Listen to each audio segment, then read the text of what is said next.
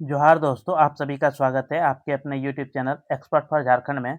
दोस्तों, आज के इस वीडियो में झारखंड शिक्षक पात्रता परीक्षा 2026 के अकॉर्डिंग गणित एवं विज्ञान के जितने भी शिक्षक बनने के इच्छुक उम्मीदवार हैं, उन सभी अभ्यर्थियों के लिए ये वीडियो काफ़ी ज़्यादा इम्पोर्टेंट होगा, क्योंकि इस वीडियो में हम लोग विज्ञान के महत्वपूर्ण प्रश्नों को जो है दोस्तों करेंगे। और इसमें से जितने भी प्रश्न आपके कराए जा रहे हैं दोस्तों, सारे प्रश्न आपके न्यू सिलेबस पर आधारित प्रश्न हैं, जो कि आपके एग्जाम में इसी टाइप के प्रश्न जो है पूछने की प्रबल संभावना बनती है दोस्तों।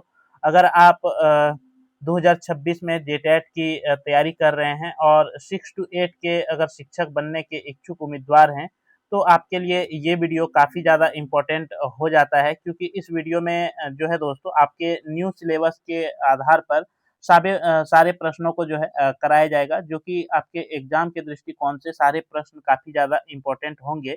और ये सारे प्रश्न आपके न्यू सिलेबस पर ही आधारित प्रश्न हैं दोस्तों। तो चलिए हम वीडियो शुरू करते हैं, और वीडियो शुरू करने से पहले आपको बता दें कि अगर आप इस चैनल पे नए मित्र हैं और अभी तक आपने अगर चैनल को सब्सक्राइब नहीं किया है, तो चैनल को आप ज़रूर से सब्सक्राइब कर लें, क्योंकि इस चैनल के माध्यम से आपको झारखंड की किसी भी प्रतियोगी परीक्षा की तैयारी कराई जाती है। साथ में जो भी नोटिफ़िकेशंस या अपडेट हो उसकी जानकारी दी जाती है, इसलिए ये चैनल आप लोगों के लिए काफ़ी ज़्यादा इम्पोर्टेंट हो जाता है। तो वीडियो शुरू करने से पहले और एक बात बता दें दोस्तों कि वीडियो अगर आपको अच्छा लगे तो ज़रूर से लाइक कीजिएगा, और अपने दोस्तों मित्रों के पास वीडियो का लिंक ज़्यादा से ज़्यादा शेयर कर दीजिएगा। तो चलिए, आज का जो पहला सवाल है दोस्तों, वह है कि निम्नलिखित में से किस एक का अधिकतम ईंधन मान होता है? हाइड्रोजन का, चारकोल का, प्राकृतिक गैस का, या फिर गैसोलीन का? तो यहाँ पे जो आपका राइट आंसर होगा दोस्तों, वो आपका हो जाएगा हाइड्रोजन का। ऑप्शन नंबर ए जो है यहाँ पे राइट आंसर होगा।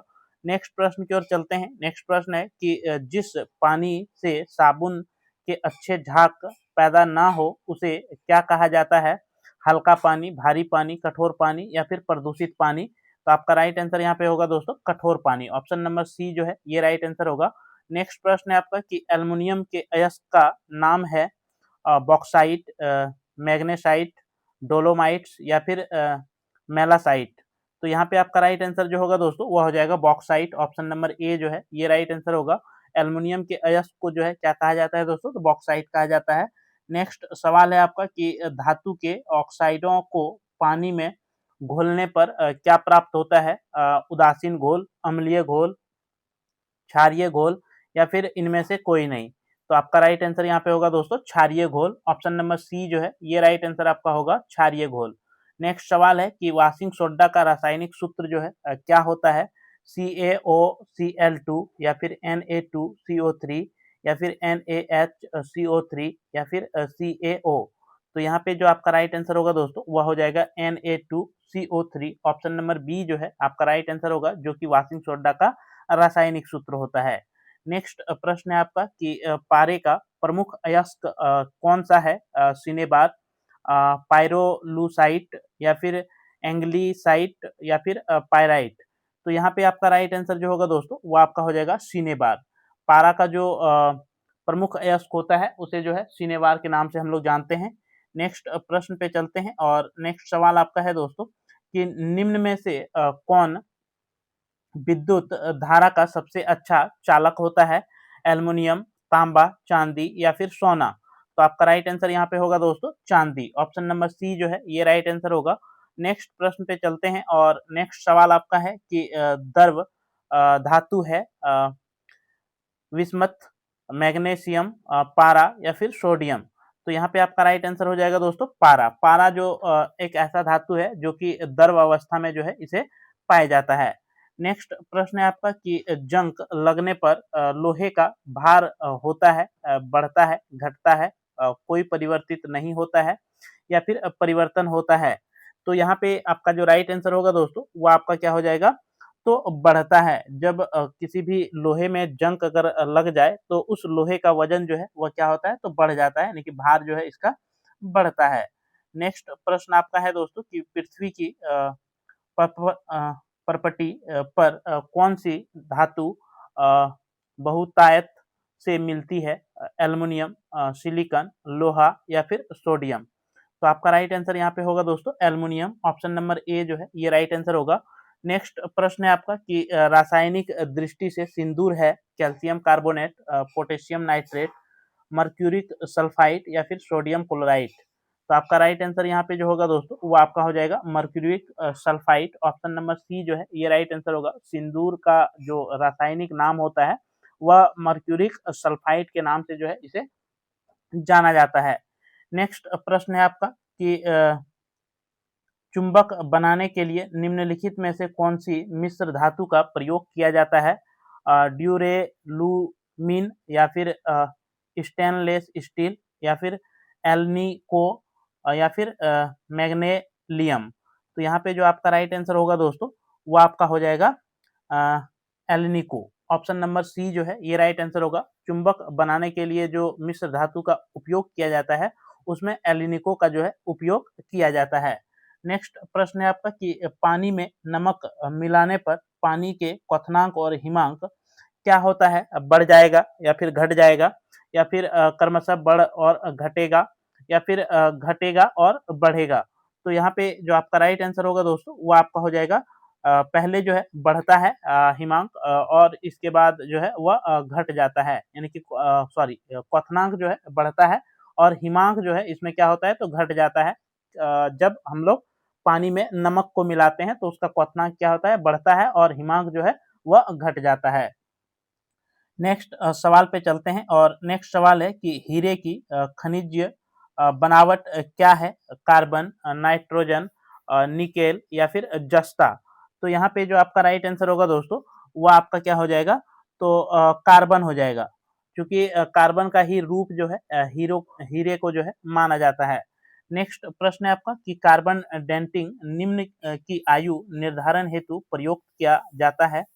जीवाश्म के लिए, पौधे के लिए, चट्टानों के लिए या फिर उपरोक्त में से कोई नहीं। तो यहाँ पे जो आपका राइट आंसर होगा दोस्तों वह हो जाएगा जीवाश्म की आयु को निर्धारित करने के लिए जो है कार्बन डेंटिंग विधि का जो है प्रयोग किया जाता है। नेक्स्ट प्रश्न है कि दिया सलाई की नोक में होता है फास्फोरस पेंटेक्साइड या फिर श्वेत फास्फोरस या फिर लाल फास्फोरस या फिर फास्फोरस ट्राइक्लोराइड। तो यहाँ पे जो आपका राइट आंसर होगा दोस्तों वो आपका हो जाएगा लाल फास्फोरस, यानी कि माचिस के तिल्ली में जो आप जलाते हैं माचिस की तिल्ली को दोस्तों तो उसके आगे जो केमिकल्स लगा होता है उसको जो है लाल फास्फोरस के नाम से जाना जाता है। नेक्स्ट प्रश्न की ओर चलते हैं। नेक्स्ट सवाल है आपका कि मानव शरीर में प्रचुर मात्रा में कौन सा तत्व जो है उपलब्ध होता है? कार्बन, आयरन, नाइट्रोजन या फिर ऑक्सीजन। तो यहाँ पे आपका राइट आंसर हो जाएगा दोस्तों ऑक्सीजन। मनुष्य के शरीर में जो है पर्याप्त मात्रा में जो तत्व पाया जाता है वह जो है आपका ऑक्सीजन पाया जाता है। नेक्स्ट प्रश्न है आपका कि हंसने वाली गैस जो है कौन सी होती है? नाइट्रस ऑक्साइड, फास्फीन या फिर नाइट्रोजन या फिर हीलियम। तो यहाँ पे जो आपका राइट आंसर होगा दोस्तों वो आपका हो जाएगा नाइट्रस ऑक्साइड जो है ये लाफिंग गैस या फिर हंसने वाली गैस के नाम से जो है इसे जाना जाता है नाइट्रस ऑक्साइड को। नेक्स्ट प्रश्न की ओर चलते हैं। नेक्स्ट प्रश्न है कि आग बुझाने वाली गैस कौन सी है? हाइड्रोजन, ऑक्सीजन, कार्बन डाइऑक्साइड या फिर नाइट्रोजन। तो यहाँ पे आपका राइट आंसर हो जाएगा दोस्तों कार्बन डाइऑक्साइड। कार्बन डाइऑक्साइड के द्वारा ही जो है दोस्तों कहीं पे जब आग लग जाती है तो उस आग को बुझाने के लिए जो है हम लोग कार्बन डाइऑक्साइड गैस का प्रयोग करते हैं। नेक्स्ट प्रश्न है आपका कि इलेक्ट्रिक बल्ब के निर्माण में किस कांच का उपयोग होता है? क्राउन कांच का, पायराइक्स कांच का, फिनलैंड कांच का या फिर फाइबर कांच का। तो यहाँ पे जो आपका राइट आंसर होगा दोस्तों वह हो जाएगा फिनलैंड कांच का जो है इलेक्ट्रॉनिक बल्ब का निर्माण करने के लिए जो है जो कांच का प्रयोग किया जाता है वह फिनलैंड कांच का जो है प्रयोग आपका किया जाता है। नेक्स्ट सवाल है आपका कि रसायनों का राजा किसे कहा जाता है? H2SO4 को, HNO4 को या फिर HCl को या फिर CO2 को। तो यहाँ पे जो आपका राइट आंसर होगा दोस्तों वह हो जाएगा H2SO4 को। ऑप्शन नंबर ए जो है ये आपका राइट आंसर हो जाएगा, जिसे अम्लों का राजा के नाम से जानते हैं।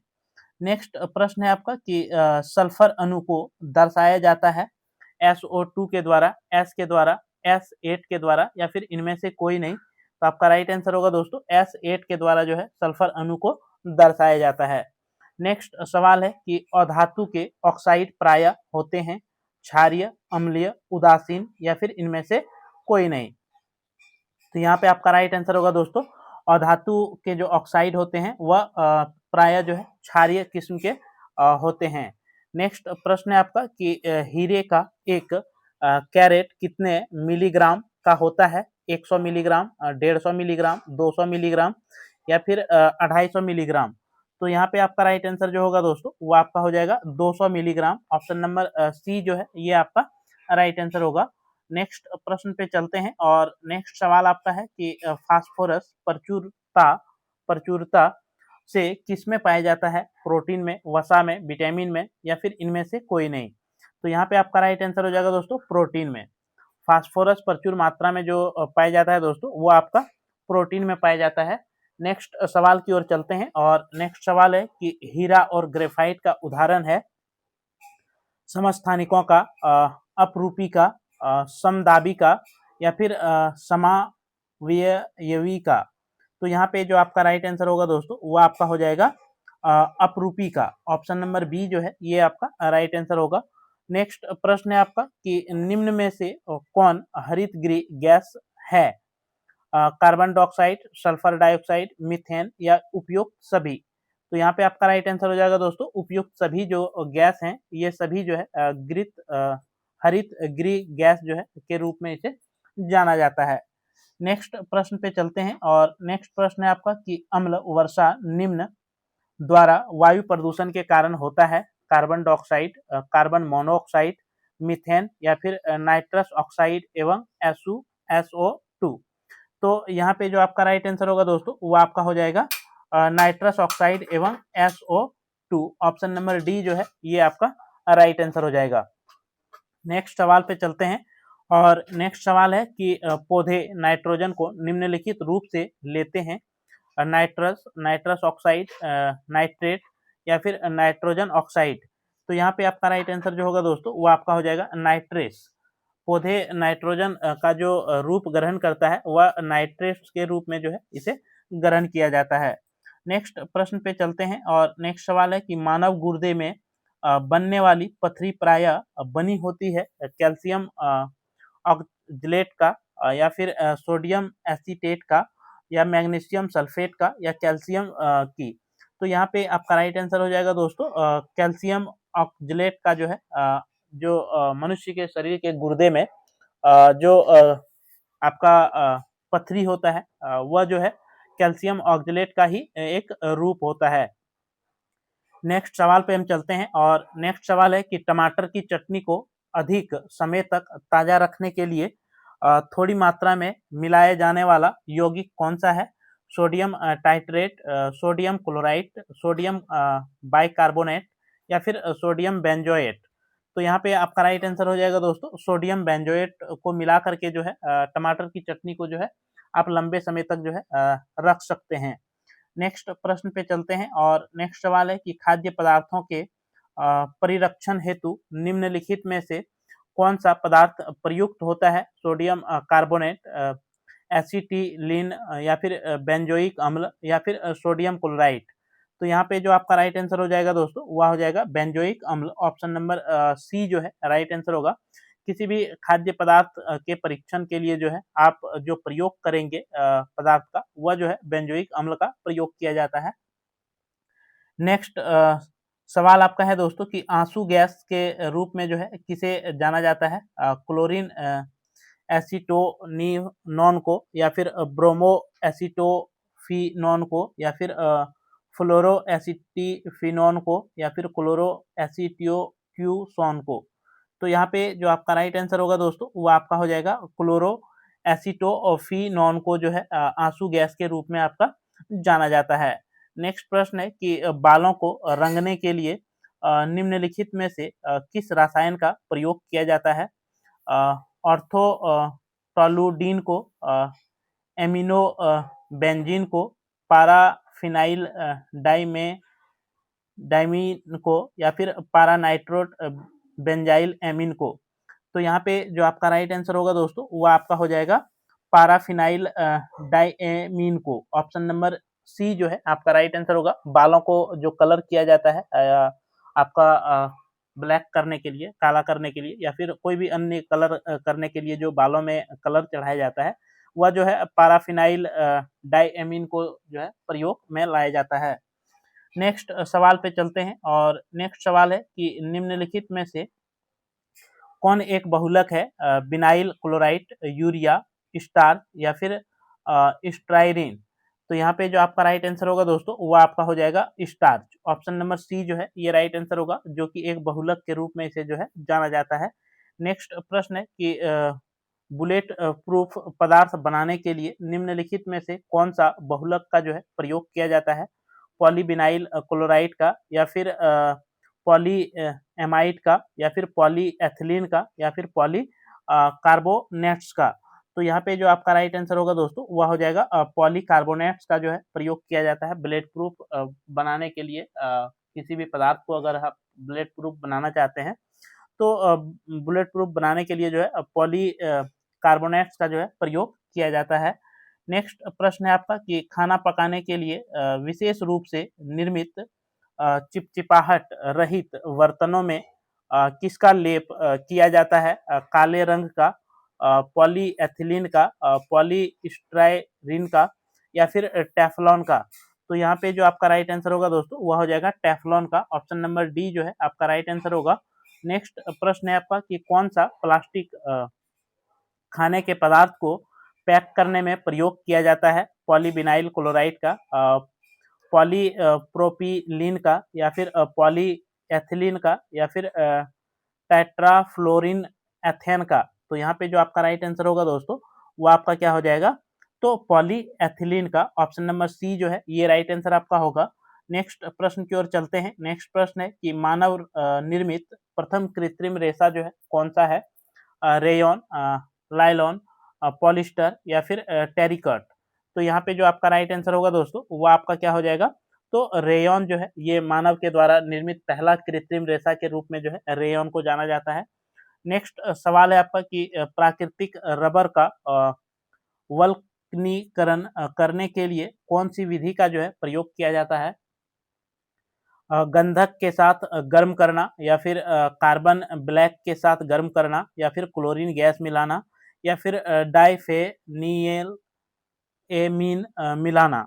तो यहाँ पे जो आपका राइट आंसर हो जाएगा दोस्तों वह हो जाएगा गंधक के साथ जो है उसे गर्म करना। ऑप्शन नंबर ए जो है आपका राइट आंसर होगा।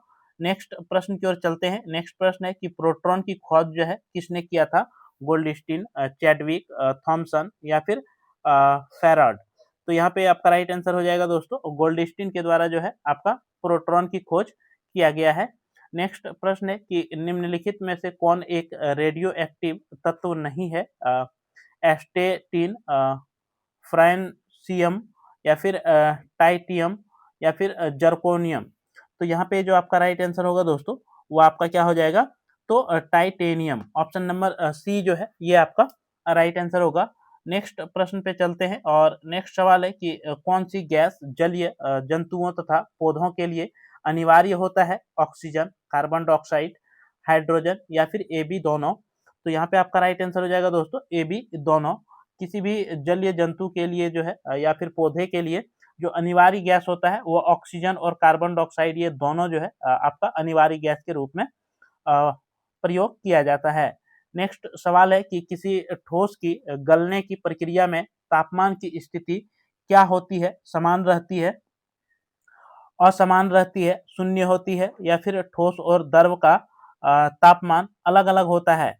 तो यहाँ पे जो आपका राइट आंसर होगा दोस्तों वह क्या हो जाएगा? तो समान रहती है। ऑप्शन नंबर ए जो है आपका राइट आंसर होगा।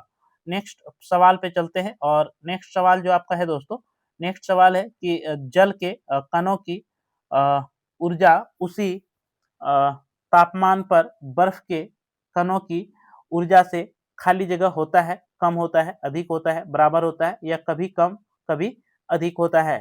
तो यहाँ पे जो आपका राइट आंसर हो जाएगा दोस्तों वह क्या हो जाएगा? तो अधिक होता है। यानी कि जल के कणों में ऊर्जा उसी तापमान पर जो है बर्फ के कणों की क्या होगा? ऊर्जा का ऊर्जा से जो है क्या होगा? तो अधिक होगा। नेक्स्ट प्रश्न है आपका कि नाखून के पॉलिश हटाने के लिए किस द्रव का जो है प्रयोग किया जाता है?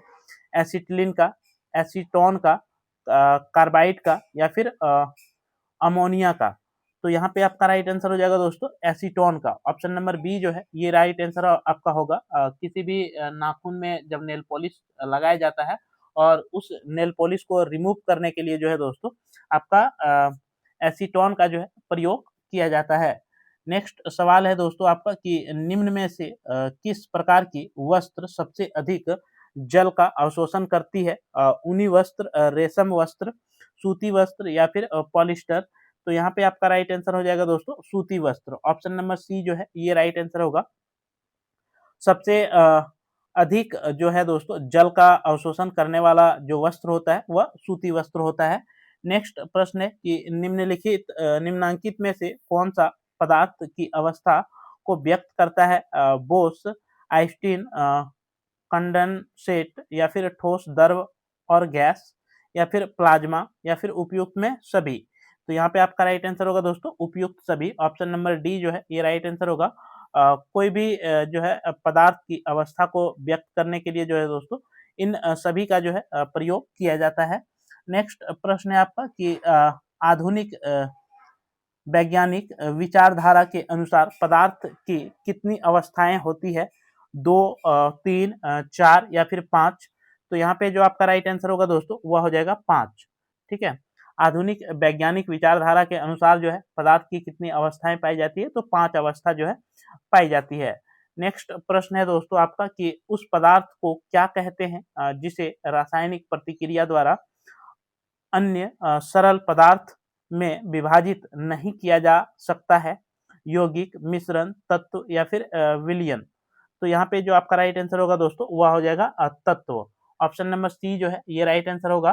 तो ये था दोस्तों आपका लगभग 50 एमसीक्यू प्रश्न जो है आपको कराए गए, जो कि साइंस से जुड़े हुए सारे प्रश्न थे दोस्तों। अगर आप 6 to 8 के शिक्षक बनने के इच्छुक उम्मीदवार हैं और आप जेटेट 2026 की तैयारी कर रहे हैं, तो आपके लिए ये वीडियो काफ़ी ज़्यादा इम्पोर्टेंट होगा, क्योंकि ये सारे प्रश्न जो है दोस्तों आपके न्यू सिलेबस के अकॉर्डिंग जो है सारे प्रश्नों को कराया गया। अगर वीडियो आपको अच्छा लगा हो तो जरूर से वीडियो को लाइक कीजिए, अपने दोस्तों मित्रों के पास वीडियो का लिंक ज़्यादा से ज़्यादा शेयर कर दीजिए।